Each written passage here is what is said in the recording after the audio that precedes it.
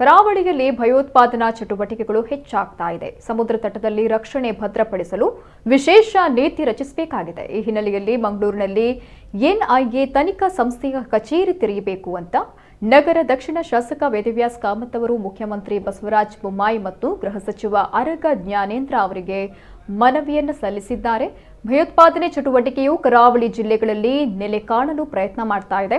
ಇದಕ್ಕೆ ಸಾಕ್ಷಿ ಎಂಬಂತೆ ಉಗ್ರ ಚಟುವಟಿಕೆಗಳ ನಂಟು ಹೊಂದಿರುವ ಪ್ರಕರಣಗಳು ಕರಾವಳಿಯಲ್ಲಿ ವರದಿಯಾಗ್ತಾ ಇದೆ. ಇದೊಂದು ಆತಂಕಕಾರಿ ಘಟನೆಯಾಗಿದ್ದು ಜಿಲ್ಲೆಯಲ್ಲಿ ಭಯದ ವಾತಾವರಣ ನಿರ್ಮಾಣವಾಗ್ತಿದೆ.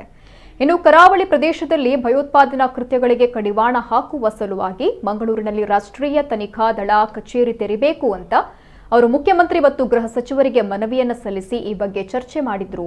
ಎನ್ಐಎ ಕಚೇರಿ ಸ್ಥಾಪನೆ ಬಗ್ಗೆ ರಾಜ್ಯ ಗೃಹ ಸಚಿವರು ಶೀಘ್ರವೇ ಮಂಗಳೂರಿಗೆ ಭೇಟಿ ನೀಡಿ ಪರಿಶೀಲಿಸಬೇಕು. ಪರಿಶೀಲಿಸಿದ ಬಳಿಕ ನಾವೆಲ್ಲರೂ ಸೇರಿ ಈ ಬಗ್ಗೆ ಚರ್ಚಿಸಿ ನಿರ್ಧಾರ ತೆಗೆದುಕೊಳ್ತೇವೆ.